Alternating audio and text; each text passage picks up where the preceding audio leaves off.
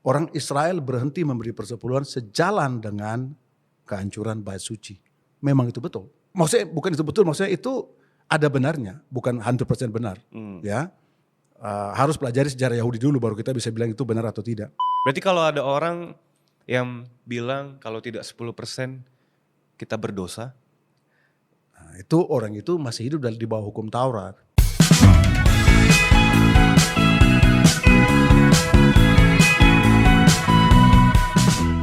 Welcome semuanya di podcast kita Let's Sit In. Bersama saya hari ini Robert Nadeak yang menjadi host kalian.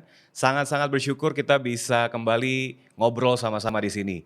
Nah, sebelum kita masuk ke podcast dan obrolan kita, saya mau ajak kita untuk bisa pergi ke social media GKD Official, di @GKD Official, ada di TikTok, ada di Instagram, ada di Facebook, dan jangan lupa subscribe, like semua video yang kalian merasa kalian terbantu dari sana.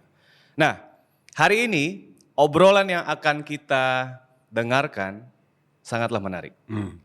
Karena kita akan membahas satu topik yang bisa dibilang sensitif, tapi topik juga yang saya pikir-pikir benar juga ya, semua orang perlu tahu tentang kebenaran akan hal ini, yaitu tentang perpuluhan. Nah, saya mau memperkenalkan dulu narasumber yang sudah tidak asing lagi. Hari ini bersama-sama dengan kita ada Bapak Pendeta Frankie Lumenta. Terima kasih. Luar biasa. Sambutannya luar biasa. Mau dikenalin? Gak usah. Beliau adalah dosen. Dulu Berlatar belakang engineering juga dan peneliti juga. 24 tahun mengkhususkan diri dalam pelayanan dan mempelajari Alkitab untuk tujuan keyakinan dan juga membantu orang-orang. Beliau juga seorang suami dari satu istri, jelas, dan dikaruniai 3 orang anak. Saat ini beliau melayani di GKDI Ministry Jakarta Selatan dan Single Ministry Jakarta Selatan dan juga memimpin gereja-gereja di region Indonesia Timur. Jadi sekali lagi kita beri sambutan yang meriah lagi dong untuk Bapak Pendeta Frankie Lumenta. Terima kasih sambutannya. Jadi gimana kabarnya Bung hari ini? Baik. Luar biasa ya? Luar biasa. Tapi tadi ke toilet dulu ya? Itu, ya betul lah. Ya. Itu kan artinya to where I let go. Itulah toilet kepanjangan. Oke. Tapi sehat ya Bung? Sehat ya? dong. Sehat Puji dong. Tuhan. Nah sebelum Jasmani dan rohani. Dan rohani sehat. Amin. Nah sebelum kita masuk ke topik perpuluhan lebih dalam, mungkin aku akan tanya dari sisi yang lebih general dulu Bung. Ya betul. Karena hari ini kan kita ngomongin tentang perpuluhan, which is basically tentang duit. Iya betul. Atau uang. Betul. Nah kenapa sih kita perlu bicara soal uang? Kan ini sesuatu yang sangat sensitif ya, sebagai seorang Kristen. Betul. Ya, begini, problem daripada perpuluhan adalah penggunaannya, sehingga ada yang sampai memberikan kekayaan yang berlebihan kepada whoever yang mengelola itu, entah itu pendeta dan kebanyakan ke arah sana. Jadi gap antara jemaat dengan pendeta itu makin jauh karena cara berpakaiannya lah, kemudian barang-barang dia pergunakannya lah. Jadi orang jadi tanya, kalau gitu Yesus siapa yang mereka contohi? Yesus yang mana? Karena kalau Tuhan Yesus dan rasul-rasul mereka sederhana semuanya, bahkan ada yang jual harta hanya untuk bisa hidup sederhana pada zaman dahulu di Alkitab ya. Jadi ini kayak contoh mana? Inilah jadi isu di situ. Sehingga kemudian muncullah pemikiran-pemikiran bahwa gua gak mau kasih deh kayak gitu. Karena gereja udah kaya begitu. Kira-kira asalnya pemikiran-pemikiran itu. Kayak di zaman modern sekarang. I see. Karena betul banget. Karena saya pribadi juga pernah di posisi seperti itu Bung. Karena ketidakpercayaan dan asumsi. Betul. Soal keuangan ini kalau sebagai seorang Kristen, uang saya akan pergi kemana dan apakah saya memang harus memberi.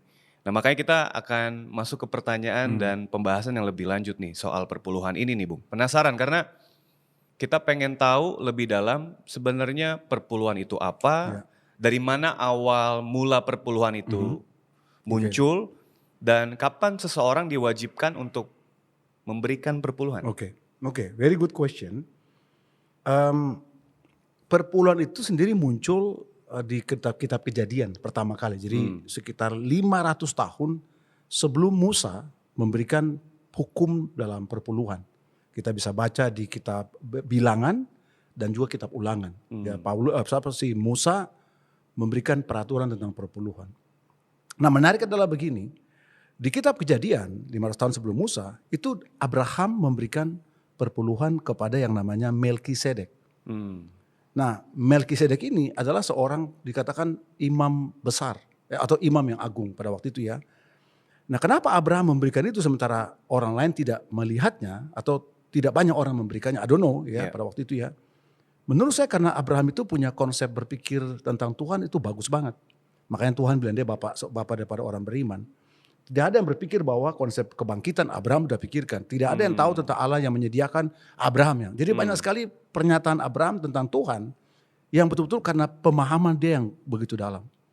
Dialah yang kemudian memberikan persepuluhan. Dan itu literally 10% dikasih. Makanya dari bahasa Ibrani, dari bahasa Yunani, artinya memang 10% dari apa yang dia punya kayak gitu. Dia kasih kepada si Melkisedek. Di dalam perjanjian lama di kitab Bilangan dan Ulangan, ada 3 jenis perpuluhan sebenarnya. Saya bicara Old Testament ya. Yang pertama adalah perpuluhan yang diberikan sesuai dengan hasil panen. Jadi itu diberikan kepada orang Lewi di kota masing-masing. Ya, itu kira-kira begitu yang pertama. Yang kedua adalah perpuluhan diberikan pada hari raya tertentu. Ya, setahu saya kalau itu pada hari raya Pentakosta, di mana mereka membawa hasil ladang, mereka sudah olah dan itu ditaruh di rumah Tuhan di Yerusalem. Itu kalau ada bait suci. Yang ketiga adalah itu biasanya 3 tahun ketiga. Jadi setiap tahun ketiga ada namanya persepuluhan yang khusus diberikan bagi orang Lewi sebagian, tetapi juga bagi janda, bagi orang anak-anak yatim dan bagi orang asing yang tinggal di situ. Jadi kalau kita perhatikan ada 3 persepuluhan bagi bangsa Israel. Yaitu adalah yang tadi kepada orang Lewi, bait suci sama orang miskin atau orang membutuhkan. Itu 3 persepuluhan. Jadi kapan memberikan sebenarnya seseorang yang sadar itu dia kasih. Nah, sekarang kita harus go to the next discussion adalah benar nggak di perjanjian baru ada perpuluhan itu? Nah itu kira-kira. Itu dia pertanyaannya, betul. Tadi berarti backgroundnya muncul dari perjanjian lama itu. Lama, betul. Dari 3 momen itu ya Bung ya. Tapi kan kita punya spekulasi, orang akan bertanya, itu kan perjanjian lama. Betul. Sekarang kan hidup kita sudah tidak di sana lagi. Benar. Nah, bagaimana dengan sekarang, Bung? Memang gini, ada orang bikin podcast, dia dengar dari Rabi Jerusalem atau di YouTube lah bahwa orang Israel berhenti memberi persepuluhan sejalan dengan kehancuran bait suci. Memang itu betul. Wow. Betul ya, karena mereka maksudnya bukan itu betul, maksudnya itu ada benarnya, bukan 100% benar. Ya, harus pelajari sejarah Yahudi dulu baru kita bisa bilang itu benar atau tidak. Nah, karena yang tadi prinsip memberikan kepada orang Lewi, sekarang yang kedua bait suci. Nah, yang ketiga ini sampai sekarang mereka masih kerjakan. Mereka ada namanya charity namanya. Jadi orang Yahudi selalu menyisihkan uang mereka untuk kasih kepada orang miskin. Itu sampai sekarang masih jalan. Nah, tapi 2 ini karena tidak ada bait suci dan tidak ada orang Lewi yang mengkhususkan diri untuk melayani Tuhan seperti pada zaman sistem perjanjian lama. Jadi mereka berhenti memberikannya. Nah, tetapi kemudian orang bertanya, kan dalam perjanjian baru tidak pernah Tuhan Yesus atau secara gamblang dikatakan persepuluhan. Memang ada beberapa pemikiran ya. Saya akan bicara dari sisi Alkitabiah, kemudian dari sisi sejarah. Karena dari situlah kita bisa bilang orang Kristen praktekin gak perpuluhan itu. Pertama gini, Tuhan bilang bahwa dia datang itu tidak mengubah, tetapi dia bilang menggenapi. Nah, hukum Taurat ya. Dan kalau kita perhatikan ada beberapa saat di mana kata perpuluhan muncul dalam perjanjian baru. Contoh misalkan, seorang anak muda yang kaya datang kepada Tuhan dan tanya, gimana punya hidup yang kekal? Terus dia bilang ya, yang kamu baca apa? Dia bilang, oh ya, saya kasih saya ambil 10%, saya kasih persepuluhan dari semua penghasilan saya. Saya tidak begini. Nah, kalau perpuluhan itu Tuhan Yesus larang, maka dia akan bilang, oh dia akan bantah pernyataan tentang persepuluhan Ya. itu. Dia tidak bantah. Betul. Sama orang Farisi, dia bilang lu kasih persepuluhan bahkan dari lada, selasi lu ambil, tapi lu lupa prinsip yang penting adalah keadilan dan righteousness. Kan itu sebenarnya kan. Ya. Jadi kalau Tuhan bilang itu salah, Tuhan bilang, oh sekarang tidak berlaku lagi. Ya kan harusnya dia bilang begitu kan. Langsung, Tapi ya, dia bilang enggak, you lupa bahwa esensi pemikiran mereka yang salah. Orang Farisi, mereka memberi, mereka jadi merasa benar. Itu prinsip hukum kan. Ya. You do it and you feel righteous kayak gitu. Sementara Yesus mau ubah adalah enggak, because you are righteous, you give. That's Dia right. mau putar prinsipnya. Ya. Orang benar pasti akan memberi, bukan saya memberi saya jadi benar. Nah ini yang jadi masalah bagi orang Yahudi. Betul ya, dan kita harus ngerti bahwa orang Yahudi yang sangat committed, itu mereka tidak bermasalah dalam memberi. Kita bisa baca gereja mula-mula di Yerusalem kisah 4 itu, bahkan ada yang jual harta semuanya dan kasih kepada rasul untuk dibagikan kepada orang yang membutuhkan. Jadi bagi orang Yahudi abad mula-mula yang kebetulan awal-awal itu adalah Kristen awal mula-mula yang kebanyakan dari Yahudi, perpuluhan bukan masalah. Makanya karena itu bukan masalah, biasanya ciri daripada surat-surat adalah mengadres masalah. Kalau tidak ada masalah, tidak address. Menurut saya, satu hal kenapa tidak diadres karena mentalitas daripada orang Kristen pada abad mula-mula, they are all giving. Wow. Karena dia Yahudi kebanyakan. Dan if you are very committed Jewish, itu you pasti give. Itu sudah kayak part daripada your life. Giving perpuluhan itu bagian dari kehidupan mereka. Wow. Makanya kalau kita perhatikan pada zaman di zaman Yesus itu kotak-kotak untuk orang kasih uang itu di mana-mana ada, di sudut-sudut juga ada. Iya. Makanya ada orang sengaja sengaja kasih biar orang lihat. Karena bagi mereka no problem. Iya. Janda yang miskin misalnya contoh. Bahkan bisa kasih dia punya kehidupan hari itu. Betul. Ya kan? Nah, karena bagi mereka giving itu bukan problem bagi mereka. Nih, kitab Maliaki itu adalah surat terakhir. Ya, karena tidak ada lagi Alkitab atau Tuhan berbicara setelah Maliaki sampai kemudian muncullah pembicaraan ketika Yohanes Pembaptis lahir dan juga Yesus. Itu malaikat bicara. Tapi Tuhan berhenti berbicara, kata Rabi Yahudi, setelah Maliaki Tuhan berhenti berbicara dengan bangsa Israel. Oke, nah. Jadi pesan yang terakhir dari Maliaki adalah lu tipu saya. Kan ada beberapa pesan, salah satu kan lu nipu gua kayak gitu. Jadi karena itu kalau kita perhatikan, itu membekas di dalam pemikiran orang Yahudi. Jadi mereka itu belajar, makanya ketika sampai pada zaman Yesus, semangat memberi itu udah biasa bagi orang Yahudi. Itu sudah biasa.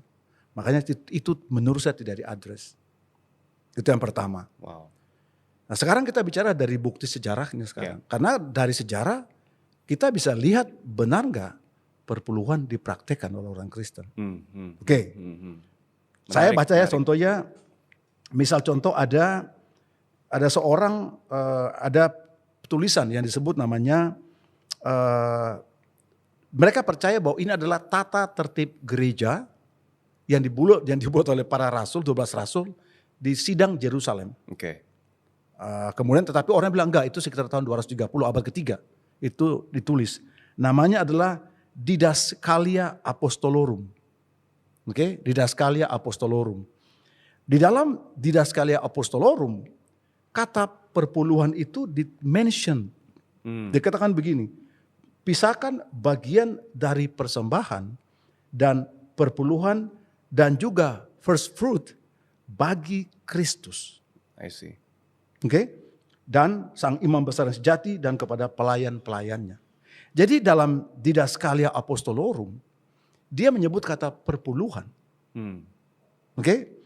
Nah, kemudian kita juga bisa baca misal contoh John Chrysostom.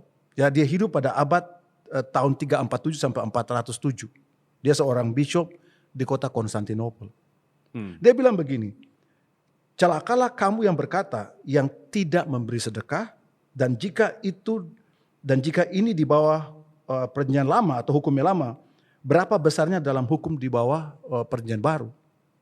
Jadi maksudnya begini, kamu ngerti nggak bahwa kalau perjanjian lama itu diatur begitu, sebenarnya perjanjian baru lebih tinggi lagi. Karena kalau kita perhatikan Yesus perbaiki daripada pola pikir orang dalam Matius 6 adalah Kalau kamu bilang jangan berzina, dia bilang enggak, lu lihat perempuan lu sudah berzina. Dia naikin standarnya.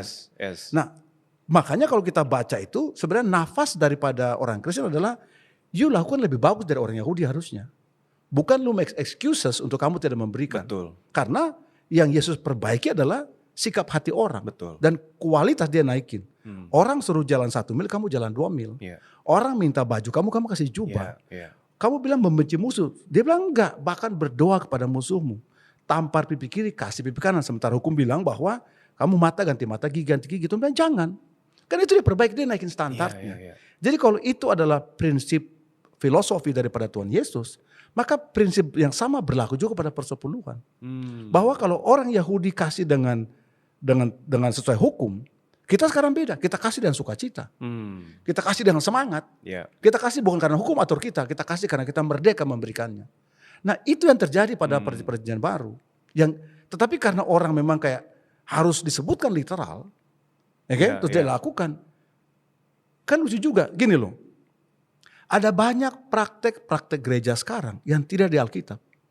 Kenapa orang gak protes? Yes. Sementara perpuluhan yang muncul walaupun tidak secara tajam disebutkan, orang protes. Lu contoh kata-kata yang kita pernah bahas tentang Trinitas, kata kesasi. Bukan saya melarang, bukan itu. Tetapi kan itu praktek-praktek yang tidak muncul dalam Alkitab. Yeah. Nah, orang kalau lakukan ya silakan aja, bebas sah aja kan. Tetapi kata perpuluhan yang muncul, itu orang bilang nggak ada. Kalau kita mau bicara bahwa sesuatu yang tidak diajarkan dalam Alkitab tidak berlaku, dan berapa banyak praktek gereja harus dibuang kalau begitu. It's true. Tidak ada kan? Wow. Itu kira-kira. Jadi nafas persepuluhan itu harusnya, kata John Chrysostom, harusnya lu lebih baik dong dari orang Yahudi.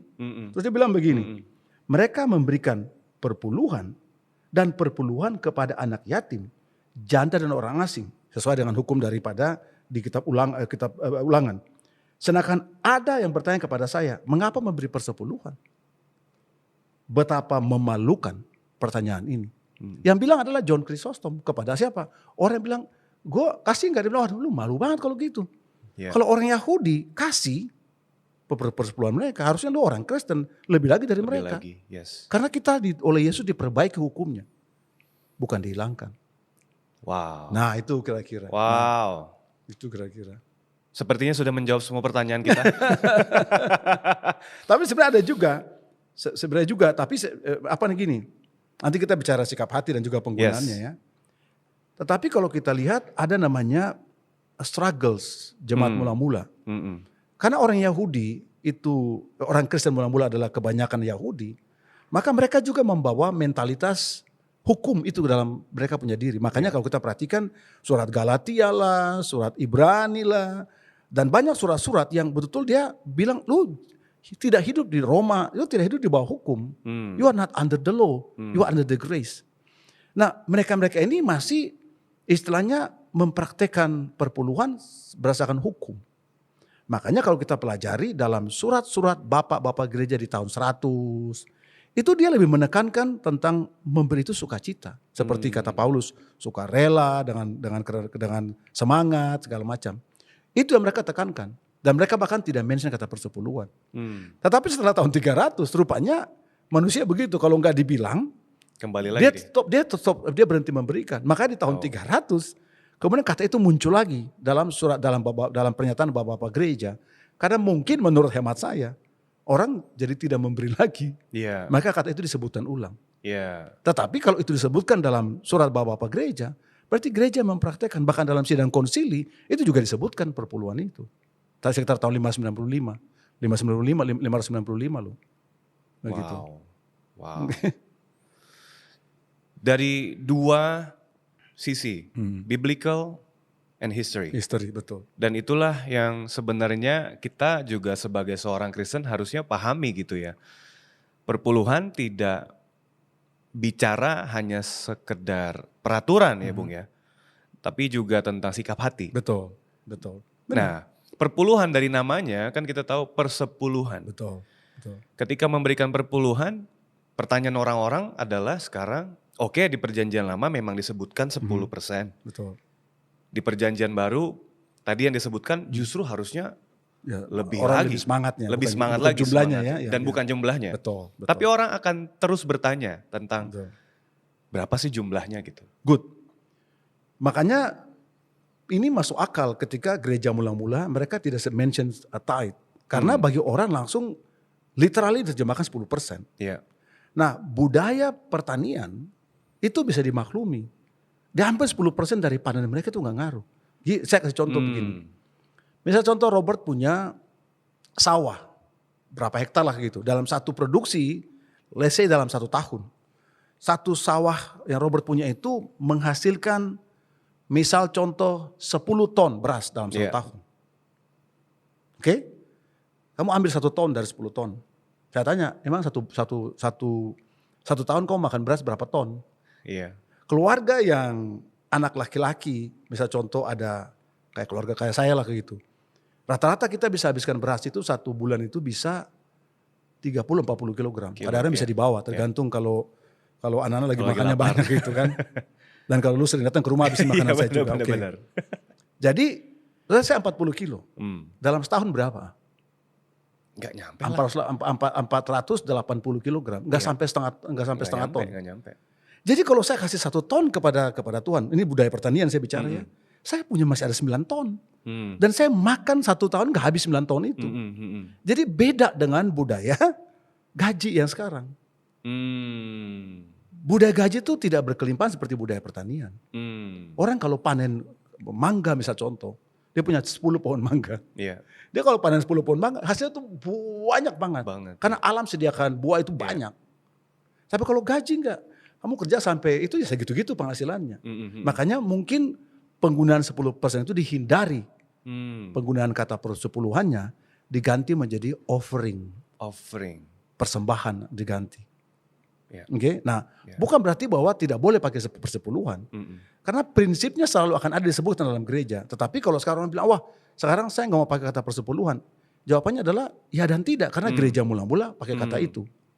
Oke, jadi digantilah menjadi persembahan. Karena itu persembahan, maka sifatnya adalah free will offering. Free will offering. Jadi kayak saya kasih karena saya tidak ada yang memaksa saya berapa jumlahnya. I give as a free will. Tapi hati saya tidak boleh greedy. Hati saya tidak boleh jahat waktu memberi. Saya tidak boleh hitung-hitungan. Tapi juga saya jangan sacrifice keluarga saya dong kayak gitu. Betul. Saya kasih sampai keluarga saya gak makan juga, namanya tidak bijaksana namanya. Jadi kita kasih berdasarkan apa yang kita sanggup memberikan dan hati kita sudah decide. Itulah kemerdekaan dalam pemberi dan menurut Alkitab. Wow. Jadi jumlahnya adalah terserah. Kalau orang yang mungkin penghasilannya banyak, dia kasih 20% dia gak ada masalah. Gak ada masalah. Kalau betul. orang penghasilan contoh 1 miliar, mana ada orang bisa spend makan dalam satu bulan 700 juta? Gak ada kan? Gak ada pasti. I don't know. Saya juga mungkin ada juga. Tapi kalau orang begitu kan, as a Christian, wah you have to spend 700 juta dalam 1 bulan. Jadi kalau dia kasih persepuluhan dia 200 juta, misal contoh, dia gak miskin. Itu masih banyak, 800 juta masih banyak nilainya. Betul. Tapi kalau orang penghasilan cuma 5 juta, kasih 500 ribu, itu berat loh. Maka sekarang jumlahnya menjadi relatif, itu intinya. Harusnya makin lebih banyak kita diberi, kita kasih lebih banyak juga. Makanya lebih dapat dikit, beri dikit, dapat banyak, beri banyak, kan itu prinsip Alkitab. I see. Gitu kira-kira. I see. Berarti kalau ada orang yang bilang kalau tidak 10% kita berdosa. Nah, itu orang itu masih hidup di bawah hukum Taurat. Masih hidup di bawah hukum Taurat. Betul. Jadi hukum Taurat itu adalah hukum yang memaksa. Suka tidak suka harus lakukan kan. Mungkin cara Tuhan mengajak orang adalah setelah lu lakukan lama-lama hati lu jadi berubah. Mungkin begitu maksud Tuhan. Oke, makanya dibuat hukum. Tapi sekarang Tuhan bilang enggak. Hati lu yang bagus, lu pasti kasih berbeda nilainya. Berbeda bukan nilai angka, maksudnya nilai hati kamu. Memberi juga jadi berbeda. Betul. Itu kira-kira. Amin. Itu juga yang sama ditulis di 2 Korintus 9 ayat 7. Iya. Dikatakan hendaklah masing-masing memberikan menurut kerelaan hatinya. Iya. Jangan dengan sedih hati atau karena paksaan. Sebab Allah mengasihi orang yang memberi dengan sukacita. Betul. Menyambung dengan tadi pernyataan Bung tadi. Jadi mana yang paling perlu kita lihat di diri kita, yang paling penting. Jumlahnya atau hatinya? Betul. Dan kenapa? Satu waktu Tuhan Yesus mau ajari murid-muridnya. Dia bawa ke bait suci terus mereka lihat orang membeli persepuluhan atau orang kasih persembahan, bukan persepuluhan, persembahan di bait suci. Orang yang kaya dia kasih, wah, dan zaman itu kan kotak dari bahan logam kan. Jadi kalau uang jatuh, Bunyi itu mereka udah ngerti, uangnya koinnya logamnya emas, bunyinya beda dengan bunyinya perak. They can picture, kan biasalah orang kan bunyinya beda. terbiasa, kalau kamu terbiasa itu biasa tahu bunyi Iya, apa, iya, berapa jumlah pun kok bisa prediksi lah kayak gitu. Jadi mereka kan bawa jadi orang tahu, wah ini banyak nih kasihnya nih. Nah kalau uangnya itu yang paling kecil nilainya, karena dari lebih murah bahannya. Bunyinya juga beda, itulah janda yang miskin itu, Janda dia yang kasih. miskin, Jadi bukan mereka amat-amati berapa kasih, mungkin menurut hemat saya dari bunyinya, menurut hemat saya. Bisa juga mereka lihat, I don't know lah, whatever lah kayak gitu. Terus Tuhan bilang, nah yang ini lebih banyak kasih daripada yang banyak tadi kasih. Karena dia kasih dengan hati. Dia kasih dari kekurangannya. Nah itu yang Tuhan hargai. Jadi sebenarnya mana lebih penting jumlahnya? Enggak. Yang penting adalah hati. Bahkan Alkitab bilang bahwa Allah itu mengasihi orang yang memberi dengan sukacita. Itu kata Alkitab kan. Jadi berarti sekarang bukan jumlahnya sekarang. Saya kasih jumlah besar tapi saya kasih karena memang uang saya banyak. Beda dengan saya kasih sedikit tapi itu betul-betul saya udah berjuang, saya udah ikat pinggang makan itu yang Tuhan hargai. Lebih besar nilainya dari orang yang memberi lebih besar jumlahnya. Tapi kan manusia kan bisa juga berbeda. Betul. Yang dilihat adalah orang yang pemberi yang banyak juga dilihatnya. Betul. Trust me, Tuhan gak begitu. Amin. Mungkin manusia bisa mandang bahwa ini dia nih perpuluhannya banyak nih, dideket-deketin gitu kan. Tuhan gak mau begitu. Dan Tuhan lihat ada orang yang pakai hati memberi, dan walaupun dia kasih sedikit, mungkin 10.000, mungkin 50.000, mungkin 100.000, mungkin 500.000, tapi dia itu sudah squeeze, dia betul memberi dengan sekuatan tenaga. Tapi juga sukacita. Nah, amin. Ya Tuhan lihat yang itu. Gitu. Amin. Wow. Luar biasa. Iya. Berikutnya kita bicara tentang keuangan, perpuluhan dan juga gereja. Orang bisa, tadi kita bahas tentang backgroundnya, kita bahas tentang hatinya. Sekarang tentang saya bisa percaya nggak ya?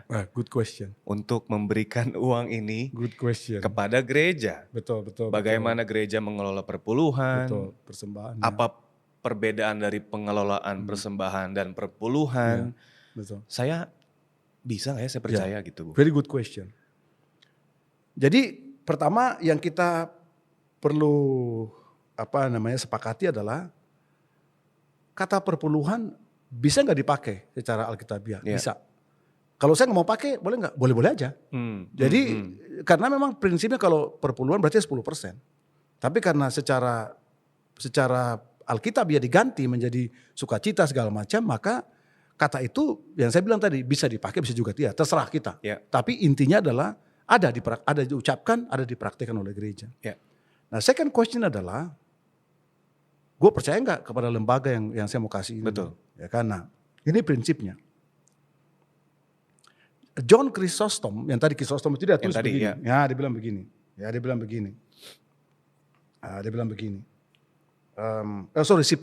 Cyprian ini. Cyprian ini seorang yang hidup pada tahun 210 sampai 258. Dia bilang begini. Terlalu banyak pemimpin jemaat bishop, dia bilang, bukannya mereka kasih encouragement dan contohan dalam memberi kepada orang lain, mereka menggunakan uang itu yang Tuhan percaya kepada mereka untuk bahkan berbisnis secara sekular. Wow. Dan mereka juga bahkan tidak peduli sama orang. Wow. Dan mereka mempergunakan uang itu yang harusnya kasih kepada orang miskin untuk memperkaya diri mereka. Wow. Nah itu yang dia address dalam satu pernyataan dia, Cyprian ini namanya. Nah back to your question, sebenarnya itu akar masalahnya. Gimana bisa jemaat susah, pendeta kaya raya? Gimana bisa pendeta bilang Tuhan Yesus bicara kepada saya, kamu harus punya jet pribadi. Iya. Gimana bisa orang bisa begitu sementara Tuhan Yesus dia traveling, dia tidak ambil first class services, dia jalan kaki sama murid-muridnya juga sama Paulus segala macam. Tiba-tiba orang ini menggunakan uang ini untuk luxury lifestyle mereka. Nah ini jadi masalah. Kalau keuangan itu diatur oleh komite atau whatever lembaga majelis segala macam, dan pendeta ini pandangan saya ya, kalau bertentangan dengan pandangan gereja-gereja, mohon maaf dulu ini kan pandangan saya. Maka itu bukan kasih uang kepada, jadi kalau yang ngatur adalah komite atau orang yang bertanggung jawab dan pendeta itu mendapat gaji, menurut saya ini uang gereja. Karena pendeta tidak punya otoritas untuk menentukan bagaimana. Yeah. Tapi kalau uang itu yang pendeta yang berotoritas, dia bisa menentukan mau segala macam, dan dia kelola, walaupun beberapa orang, tapi istilahnya kita tahu dia yang berotoritas. Dan pengambilan berdasarkan fee, bukan gaji. Maka menurut saya itu uang dia, bukan uang gereja. Jadi kita kasih kepada pendetanya, bukan kasih pada gereja. I see. Jadi harusnya benarnya adalah bagi menurut saya ya, harusnya benar, dan kita tahu praktek gereja-gereja tradisional kan juga begitu. All the traditional churches, ya gereja-gereja tradisional, ya maksud saya gereja yang lama, bukan tradisional, maksud saya baru, tapi gereja yang sudah lama, mereka mempraktikkan sistem itu, di mana ada lembaga yang mengatur, bukan si pendeta yang menentukan, dia dari gaji dikasih ke gitu. Tujuannya supaya dia tidak korup. Bayangkan gini, kalau perlu pemasukan saya dapat dari fee gereja itu, fee pemasukan. Artinya semakin besar pemasukan gereja, semakin besar loh gaji saya atau pemasukan saya. Jadi kalau saya dapat pemasukan gereja satu bulan 1 M, let's say saya dapat 30%, 300 juta dong saya. Lama-lama kan korup hatinya. Jadi gue cari orang kaya makin banyak orang kaya datang di gereja saya, makin naiklah saya punya penghasilan. Itu kan yang tidak benar. Yang kedua adalah apa? Contoh-contoh yang terlalu berlebihan dari para hamba Tuhan. Yang pakai jam tangan harga miliaran lah. Menurut saya terlalu berlebihan. Maka tadi saya bilang dari awal, ini Yesus yang mana yang mereka sembah kalau begitu? Yesus yang di Alkitab kah atau Yesus yang mereka ciptakan sendiri? Karena Yesus Alkitab, kitab Filipi bilang adalah dia mengosongkan dirinya, mengambil rupa seorang hamba. Ngerti seorang hamba? Seorang hamba dari bahasa lalu itu maksudnya dia benar-benar sederhana hidupnya. Dia hidup sederhana. Lahir sebagai seorang anak tukang kayu. Maksudnya seperti juga Paulus. Paulus sebenarnya orang Farisi, kalau kita baca di Filipi juga, Filipi pasal 3. Dia bilang saya Farisi kok. Bahkan lebih dari orang Farisi, saya Farisi banget kayak gitu. Dan orang Farisi mereka sebenarnya adalah satu golongan yang secara finansial mereka mampu. Tapi Paulus tinggalkan semua itu, dia memilih hidup sederhana, bahkan sampai bikin tenda, sampai akhirnya dia bilang aku telah belajar berkecukupan dan berkekurangan. Sekarang dia berkekurangan, dia nggak apa-apa, dia belajar terus. Orang yang kita kagumi, dan Yesus yang kita sembah, Paulus yang kita kagumi, dan juga Petrus dan juga yang lain-lain, mereka hidup sederhana. Tiba-tiba sekarang kayak wajah gereja itu udah berbeda, pendeta kayak dan kekayaan. Betul. Nah itulah yang buat orang mempertanyakan, ngapain gue kasih ke gereja kalau begitu? Itu loh kira-kira. Tapi itu kan haknya setiap orang mau beri atau tidak kan, itu hanya dia mau kasih terserah dia.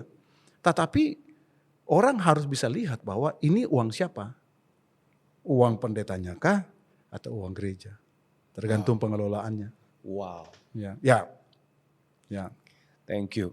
Sangat menjawab pertanyaan tadi. Berikutnya kalau dari yang kita bahas tadi Bung, perlu tidak gereja memberi laporan kepada jemaat-jemaatnya bahwa ini loh pengelolaan yang kita lakukan? Ya gak apa-apa, terserah aja.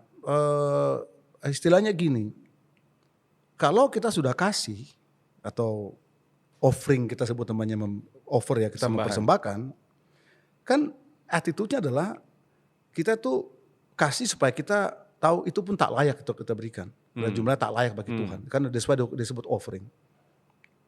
Maka kalau orang sudah offering, dia gak mungkin tanya ke raja, lu pakai uang gua buat apa? Iya kan? Dia kalau kasih kepada orang, dia sudah kasih, dia tanya, oh pakai uang saya berapa? Kayak gitu. Nah Itu sikap hati kita.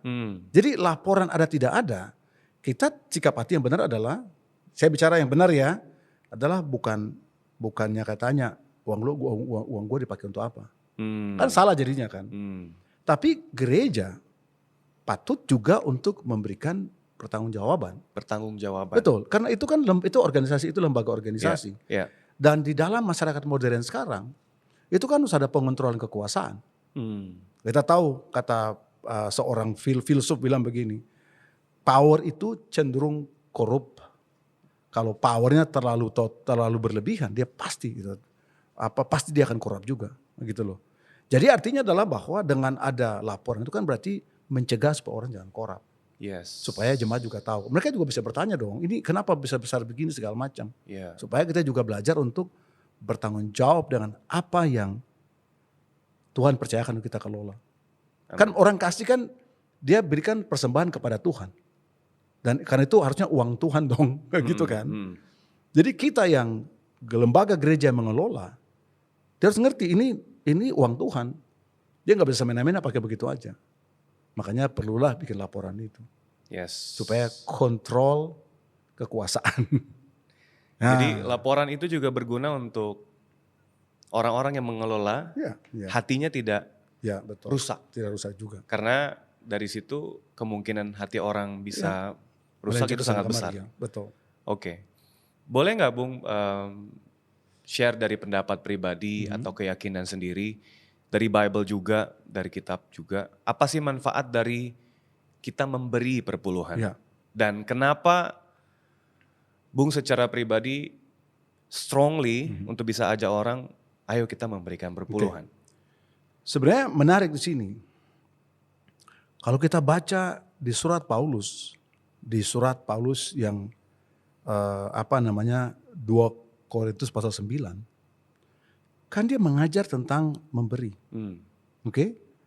Terus dia bilang begini, dia kasih pernyataan begini, Allah itu sanggup membuat kamu itu berkelimpahan. Allah sanggup, dia bicara. Dia kasih jaminan. Jadi every time orang melakukan sesuatu yang ada sacrifice-nya, itu juga janji bersamaan juga datang. In other words, saya mau bilang begini, Tuhan akan bless orang. Nah, ini bukan berarti prosperity gospel. Kita gak bisa sogok uang Tuhan dengan uang kita, gak bisa. Tetapi ada promise Tuhan di balik itu tentang dia akan membuat hidup orang tuh lebih baik. Nah, kalau orang miskin, menurut saya harusnya dia paling berbahagia memberi. Kenapa? Karena Tuhan janji dia hidup akan lebih baik. Kalau orang kaya kan memberi, dia sudah kaya, mau diapain, mau dia baik, segitu memang sudah kaya pada dasarnya. Tapi orang yang susah harusnya memberi itu dia senang memberikannya. Kenapa? Karena ada janji itu untuk kehidupan dia lebih baik. Gitu loh kira-kira. Dan karena dia susah dan dia memberi, Tuhan lebih sayang dia daripada yang lain, daripada orang memberi karena kelebihan. Sebenarnya itu, makanya kalau kita ini bergumul secara finansial, memberi itu harusnya kita semangat. Seharusnya. Kenapa? Karena ada promise itu. Yang menjadi masalah di sini adalah begini. Orang waktu memberi kepada Tuhan atau offering atau mempersembahkan kepada Tuhan, tiba-tiba jadi miskin dia. Tiba-tiba kayak uang kok gak cukup ya. Tapi kalau dia liburan, dia makan, duitnya ada, kaya dia kayak gitu. Waktu memberi miskin dia. Oke? Nah, wah gue gak mampu, gue gak cukup segala macam uang saya. Tapi waktu kita makan, dia bisa bilang ada uang. Nah inilah yang jadi masalah, karena waktu dalam surat Paulus yang di pasal sebelumnya, pasal 8, dia bilang, lu harus memberi seperti orang kaya. Kamu tuh rich waktu kamu memberikan. Jadi mentalitas memberi itu bukan kayak gue orang miskin. Walaupun jumlahnya cuma 10.000, tapi gue kaya. Kenapa? Karena gue kasih dari kekurangan gue. Apa? Itu kira-kira mentalitasnya. Makanya kemudian apapun itu namanya, entah itu perpuluhan tadi saya bicara atau persembahan, offering atau tithing, itu prinsipnya itu, bahwa God will take care orang yang mengasihi dia dengan uang dan harta dia, dan bahkan Tuhan bisa buat dia berkelimpahan, terutama bagi orang yang susah, menurut saya. Amin. Gitu. Amin. Wow. Jadi ajakannya adalah justru Tuhan sudah kasih janji yang sangat luar biasa di Nah, balik waktu memberi, betul. waktu kita punya motivasi yang benar ya dalam memberi. Nah, Bung, selain perpuluhan ada juga mungkin satu pertanyaan yang cukup orang-orang juga tanyakan. Ya. Selain perpuluhan sempat disebutkan persembahan khusus. Oke. Ya. Nah, bagaimana dengan persembahan khusus? Oke. Kalimat itu muncul terutama di kata Maleakhi. Nah, kita tahu ada yang namanya janji keluarga. Jadi kalau kita baca Maleakhi jangan berhenti juga di Maleakhi, baca juga Nehemia. Karena dalam Nehemia itu kelihatan bahwa per keluarga itu bawa janji. Bahwa mereka akan sisihkan sejumlah uang mereka selain mereka punya persepuluhan untuk membantu bait suci dan juga para imam yang pada itu hidupnya susah. Jadi kan kemudian Nehemia pergi ketemu sama raja, dia balik ke Persia. Dia balik, mereka udah stop memberi. Terus dia marah. Maka di bagian akhir pernyataan itu agak keras, dia bilang, semoga Tuhan memperhatikan apa yang saya lakukan. Itu kan surat Nehemia waktu dia marah mereka bahwa lu bohong lu kayak gitu. Nah, fast forward sampai di Maleakhi mereka stop memberi. Makanya Tuhan bilang, lu rampok gua. You nipu gua maksudnya, you nipu gua. Karena mereka sudah janji sebenarnya. Nah, sifat persembahan khusus adalah diberikan di luar daripada persembahan yang mereka berikan untuk suatu tujuan tertentu. I see. Misal contoh, bait suci lagi dibangun mereka kasih lebih. Itu namanya free will offering. Jadi gua kasih, ya gue kasih. Janda itu juga free will offering. Ya nggak ada yang suruh dia kasih berapa, gue kasih menurut sikap hati gue. Dan diberikan untuk ada orang kasih karena pertobatan. Jadi gue tobat, orang Yahudi kan sebenarnya. Kalau orang Yahudi bertobat biasanya mereka kasih jumlah uang. Itu free will offering. Itu kasih ke ke bait suci atau ke lembaga yang mereka itu sebagai tanda bahwa gue itu bertobat.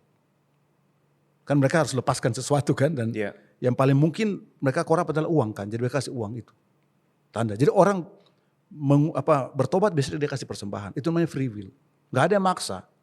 Yang kedua adalah berdasarkan kebutuhan tadi. Jadi pertobatan juga kebutuhan. Nah sekarang disebutkan juga itu kan untuk kebutuhan. Ya, bisa juga untuk suatu misi dan juga satu support dan segala macam. Pembangunan. Ya ini pembangunan dan sebagainya kayak gitu. Itu namanya free will offering. Begitu kira-kira. Jadi persembahan khusus ini bukan karena aku pribadi pernah mendengar, kalau seseorang bekerja pertama kali dapat gaji, persembahan khusus. Ya, ada begitunya. Keuntungan dari sebuah bisnis baru pertama kali, persembahan khusus. Ya, Nah, itu bagaimana, Bung? Ya, ada begini, ada namanya pengajaran tentang first fruit yang saya nggak akan singgung ya. Tetapi itu tergantung orang itu memberi. Saya dulu waktu dulu kan saya pegawai negeri kan. Jadi ketika saya terima gaji pertama sebagai pegawai negeri, saya itu kasih ke gereja. Pada waktu dulu saya percaya gereja saya yang dahulu.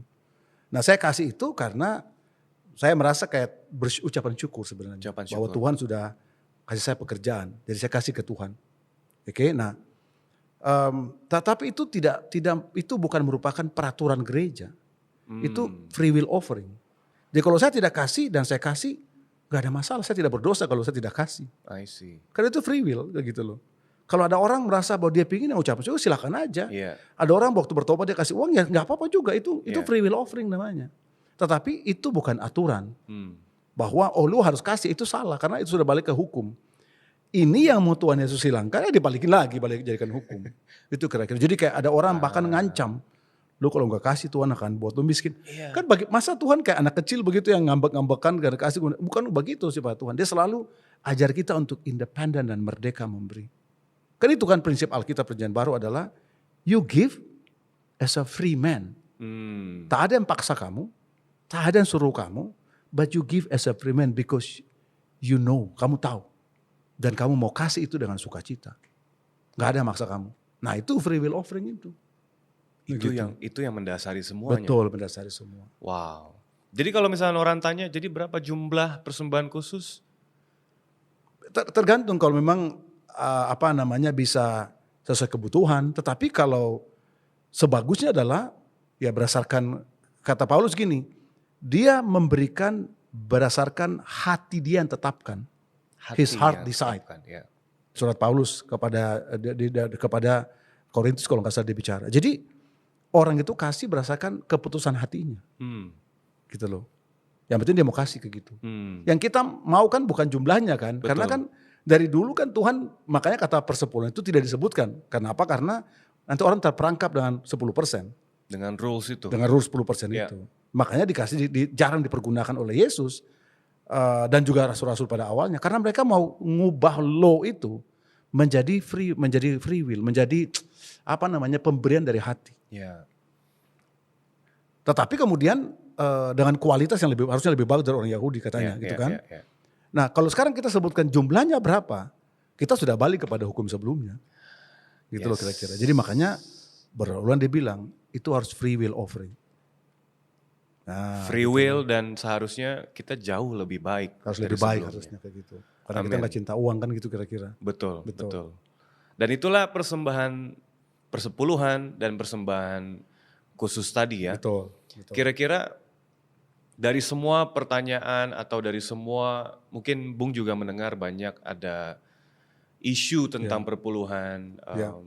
Apa kata-kata yang Bung mau sampaikan untuk mungkin pendengar-pendengar di sini ya, sit-inners di sini, untuk kita bisa makin mengerti gitu lebih dalam bahwa perpuluhan ini sebenarnya tentang motivasi dan harusnya lebih baik.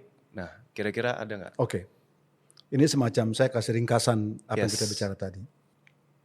Nah, Bapak Ibu saudara sekalian, yang kita mungkin punya keraguan atau kita mungkin mempertanyakan tentang persepuluhan dan sebagainya. Saya kasih tahu begini.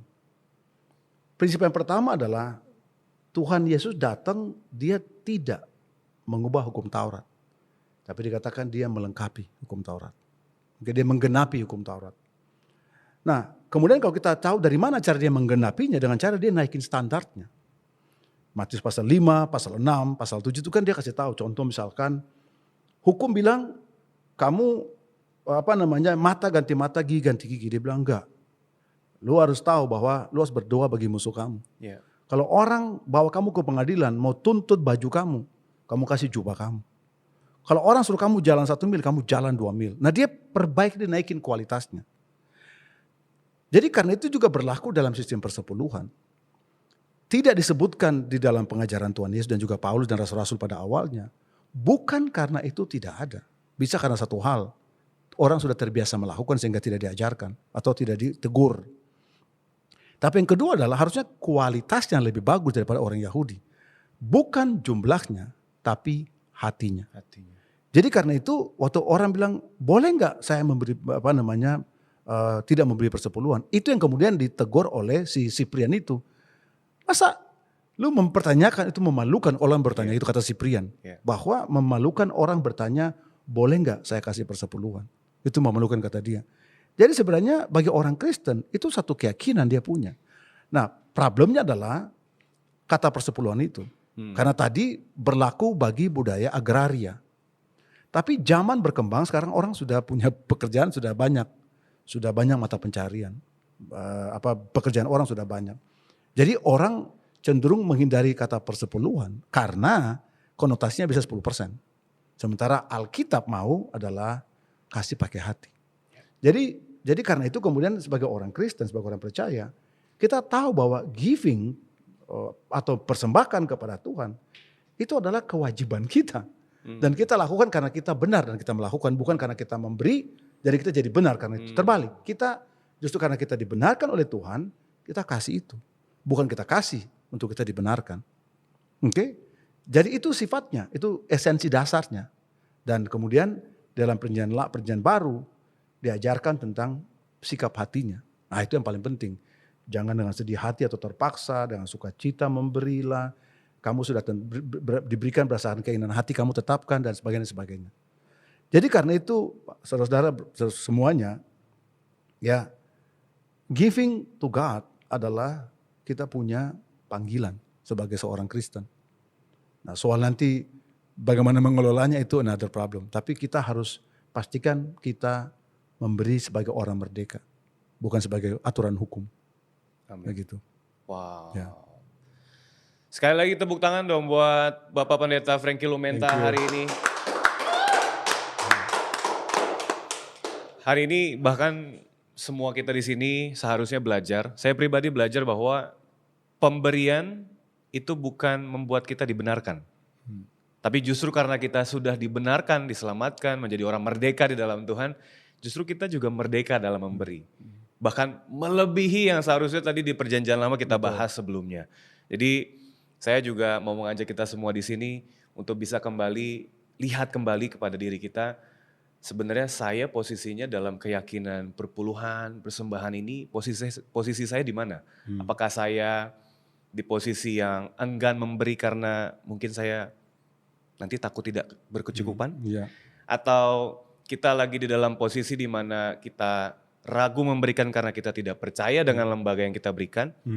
Atau mungkin kita memang sama sekali tidak mengerti, dan mudah-mudahan hari ini sekali lagi kita bisa punya keyakinan itu, kita bisa memberi dari hati kita, dan itu adalah sebuah bentuk rasa syukur karena kita dibenarkan oleh Tuhan. Amin. Nah, kalau kalian semua di sini, teman-teman, Bapak Ibu, saudara-saudari yang nonton ya, mau itu lagi pagi hari, siang hari, malam hari, saya penasaran nih, saya masih punya banyak pertanyaan tentang hal ini. Saya bisa tanya ke siapa ya? Nah, jangan khawatir, Sit Inners, kita juga menyediakan wadah untuk kita juga bisa berdiskusi lewat belajar lebih dalam lagi firman Tuhan. Kita mau undang teman-teman juga untuk bisa join yang namanya Bible Study. Di Bible Study ini sangat personal dan juga bisa membantu teman-teman, Bapak, Ibu, semuanya untuk bisa mengerti firman Tuhan, cara pandang hidup yang benar, dan bahkan bisa mengubahkan hidup kita semua di sini. Amin. Amin. Kalau kita pengen, di mana ya saya harus carinya ya? Linknya ada di caption, di dalam video kita di bawah. Dan juga teman-teman yang mungkin di daerah Jakarta, kita juga mau ajak kalian untuk bisa beribadah bersama-sama dengan kami di sini, di GKDI Jakarta. Cek linknya juga di caption, kita juga ada di 37 kota di Indonesia. Jadi kalau kalian berada di luar Jakarta, jangan khawatir, kita ada di 36 kota yang lainnya. So sekali lagi kita mau berterima kasih kepada Bapak Pendeta Frankie Lumenta. Sekali lagi kita tepuk tangan dong. Terima kasih. Dan saya juga berterima kasih kepada semua pendengar dan juga yang bergabung. Mudah-mudahan podcast ini bisa membantu kita semua. Kalau podcast ini membantu kalian, share ke teman-teman kalian, share ke keluarga kalian, share ke orang-orang yang kalian sayangi, yang mereka membutuhkan diskusi tentang perpuluhan dan keyakinan ini. Kalau ada tema yang mau dibahas di podcast berikutnya, juga jangan ragu untuk taruh di kolom komentar. Saya mau bahas tentang pernikahan. Saya mau bahas tentang sebagai anak muda saya harus hidup seperti apa. Silakan taruh di kolom komentar, kita akan membahas tema-tema yang kalian ingin kita bahas. Dan juga jangan lupa sekali lagi untuk temukan kita dan juga follow Instagram kita, sosial media kita, YouTube kita, subscribe. Jangan lupa dan like semua video-videonya karena kita mau membagikan semua hal yang baik di dalam Tuhan kepada semua orang. So sekali lagi terima kasih, sampai jumpa di podcast selanjutnya. Bye-bye.